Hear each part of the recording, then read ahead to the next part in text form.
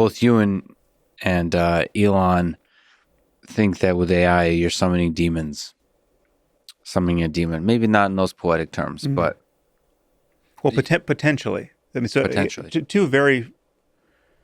three very parsimonious assumptions, I think, here. Scientifically, parsimonious assumptions get me there.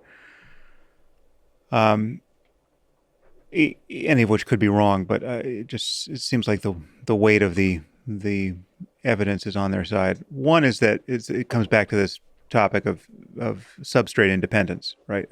Anyone who's in the business of producing intelligent machines must believe ultimately that there's nothing magical about having a computer made of meat. You can do this in the kinds of materials we're using now, and there's no special something that presents a real impediment to producing human level intelligence in silico, right?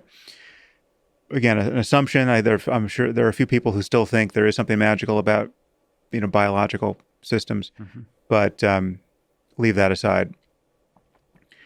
Uh, Given that assumption, and given the assumption that we just continue making incremental progress, doesn't have to be Moore's law, it just has to be progress that just doesn't stop.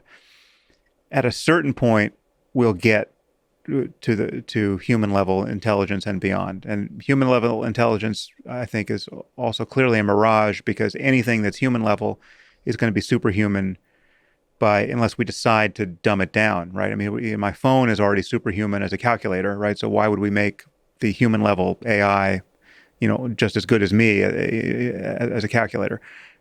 So I think if we continue to make progress, we will be in the presence of superhuman competence for any act of intelligence or cognition that we care to prioritize. It's not to say that we'll create everything that a human could do. Maybe we'll leave certain things out, but anything that we care about, and we care about a lot, and we certainly care about anything that produces a lot of power. I think we care about scientific insights and ability to produce new technology and all of that. We'll have something that's superhuman, and then the final assumption is just that there have to be ways to do that that are not aligned with a happy coexistence with these now more powerful entities than ourselves. So, and I would guess, and this is a kind of a rider to that assumption, there are probably more ways to do it badly than to do it perfectly. That is perfectly aligned with our well-being. And when you think about the consequences of non-alignment, when you think about you're now in the presence of something that is more intelligent than you are, right? Which is to say, more competent, right? Unless you've, and obviously there are cartoon pictures of this where we could just, there's just an off switch and we could just turn off the off switch, or they're tethered to something that makes them, our slaves in perpetuity, even though they're more intelligent. But those scenarios strike me as a failure to imagine what is actually entailed by greater intelligence, right? So if you imagine something that's legitimately more intelligent than you are, and you're now in relationship to it, right? You're in the presence of this thing, and it is autonomous in all kinds of ways because it had to be more intelligent than you are. I mean, you built it to be all of those things. We just can't find ourselves in a negotiation with something more intelligent than we are. And we can't.